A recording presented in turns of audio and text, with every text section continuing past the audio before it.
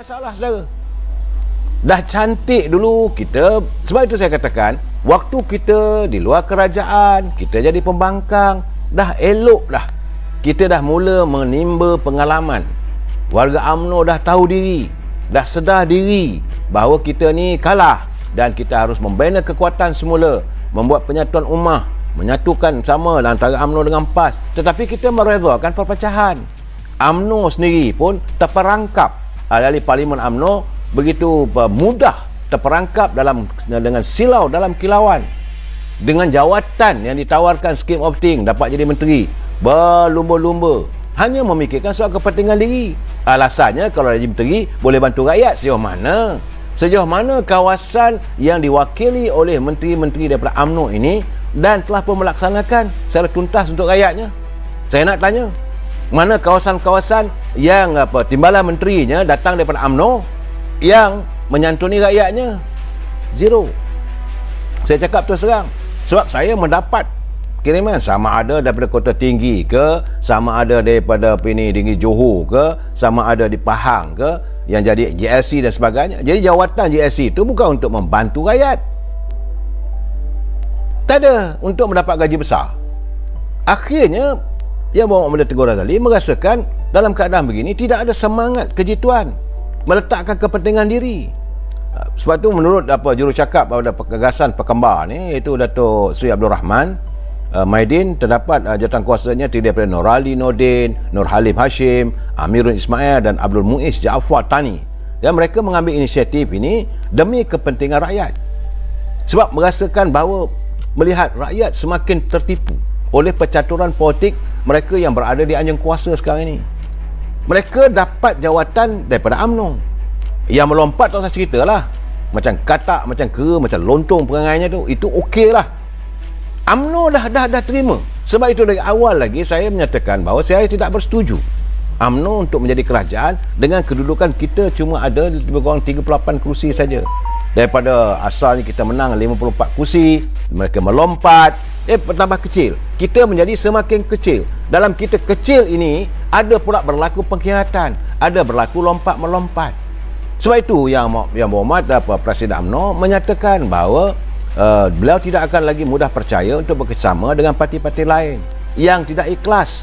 Syukur kerana bahawa parti-parti itu mengabaikan kepentingan parti, rakyat dan negara seperti UMNO.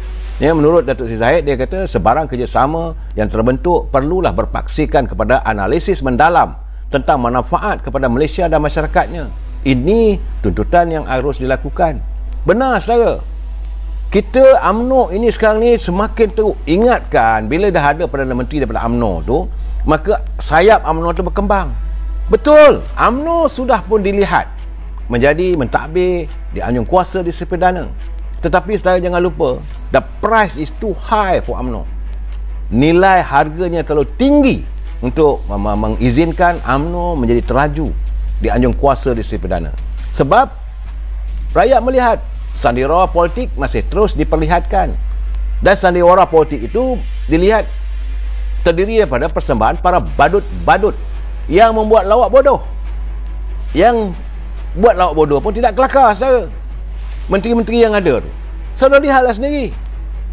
Saya bukan nak menuduh sebagai, cuba lihat ahli Parlimen UMNO dilantik sebagai menteri wilayah, apa jadi? Yang kita hendakkanlah perjuangan rakyat. Dengar dia dekat Parlimen tadi semalam berbalah lagi tentang pembangunan Kawasan Baru.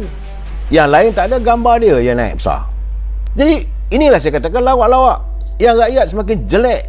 Akhirnya orang kata itu menteri UMNO lah, kena kesan pada UMNO.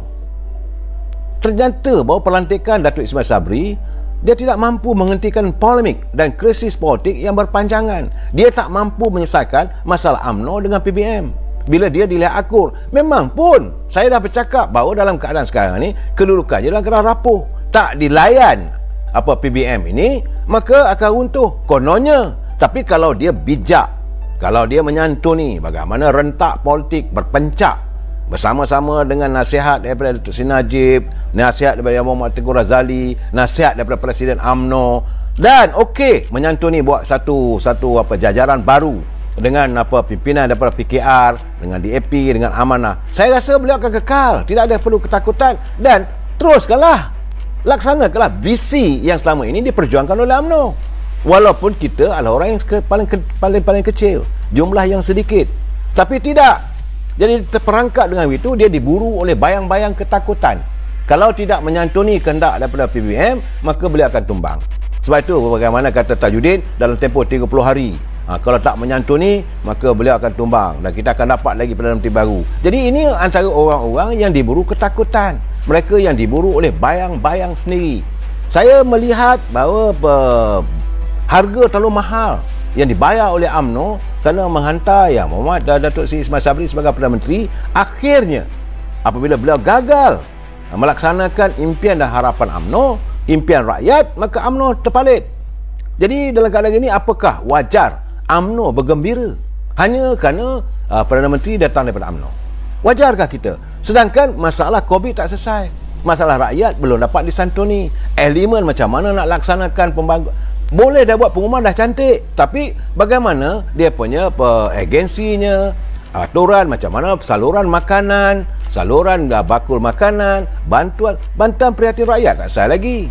Bagaimana dengan kumpulan wang simpanan pekerja tak selesai lagi, moratorium tak selesai lagi. Sebab kalau sebagai Perdana Menteri, you have the power. Waktu itu panggil. Jadi keadaan beginilah. Betul, UMNO berjaya menjadi Perdana Menteri Malaysia sebelum PRU 15. Itu memang kita terima. Hakikatnya dalam kalah selepas beberapa lama, akhirnya sebelum PRU, UMNO berjaya menjadi Perdana Menteri. Tapi kita menjadi Perdana Menteri yang dibenci oleh rakyat. Kita dipertikaikan bahawa kita seolah-olah melakukan rampasan kuasa. Kita seolah-olah menentang amalan demokrasi. Demokrasi majoriti mentadbir yang minoriti. Kita kena menerima hakikat. Itu pasal saya yakin Yang Berhormat Menteri Tengku Razak tak boleh menerima keadaan begini. Sebab beliau khawatir bahawa akhirnya nanti kesucian UMNO ini akan dipertikaikan oleh rakyat. Dan saya kena ingat, pada mulanya orang dah suka dah. Jadi saya melihat secara terus terang, secara peribadinya, saya khawatir Yang Amat Berhormat Datuk Ismail Sabri mengulangi apa yang terjadi pada Tan Sri Muhyiddin. Peringkat awal semua orang sayang, maka digelarlah Abah. Begitu juga Datuk Ismail Sabri. Abang Long lah, itulah bola gelaran. Wujud pula dia ini apa? Ini adalah kerajaan ini, kita sebagai satu Malaysia, iaitu sebuah keluarga. Cantik. Tapi laksanakanlah sebagai sebuah keluarga. Bila dah keluar sebagai sebuah keluarga, kenal pasti siapa ayahnya, siapa abang Longnya, siapa kakaknya, siapa adiknya, siapa induknya, dan apa yang perlu dilakukan. Dalam keadaan negara sekarang ini, rumah sebuah keluarga ini dalam keadaan susah sebab ramai yang sakit. Macam mana disantuni? Lantiklah orang yang betul-betul. Ini main borong balik. Jadi kecewalah orang. Dalam keadaan begini, saudara, saya tak boleh salahkan kalau rakyat, terutama anak-anak muda, mengambil keputusan mereka menghukum balik kerajaan. Saya tidak nampak sinar, walaupun pimpinan UMNO begitu yakin boleh menang. Saya tidak nampak. Sebenar-benarnya apa yang terjadi hari ini, kita memberi satu modal paling ampuh kepada parti pembangkang untuk menekan kita balik. Jangan lupa, betul kita dah menandatangani MOU, tetapi dengar tiap-tiap kenyataan.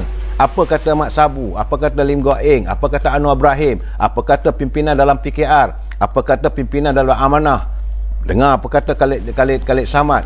Mereka setuju menandatangani MOU, tetapi bukan satu blank check untuk memberi sokongan. Artinya mereka boleh menarik sokongan pada bila-bila masa. Dalam waktu yang sama, dalam kelambu kita masih ada lagi ular yang tunggu masa nak membelit kita. Sebab dia nak membelit tu bukan dia nak berkuasa, dia nak balas dendam. Ini keadaannya. Dan dalam begitu, nak minta, apakah Yang Amat Berhormat Datuk Ismail Sabri sudah menyantuni minta warga UMNO membantu beliau? Tak dengar. Bagaimana saluran-saluran bantuan untuk rakyat itu digunakan UMNO bahagian, UMNO cawangan sebagai weaker? Tidak. Jentera-jentera kerajaan dilihat masih lagi penuh dengan birokrasi. Dalam keadaan begini, rakyat terus hidup dalam keadaan yang terlalu tenat. Betul, saudara, keluarga 69 lah, saudara Mat Hamri ayah. Ini keadaan sekarang ni.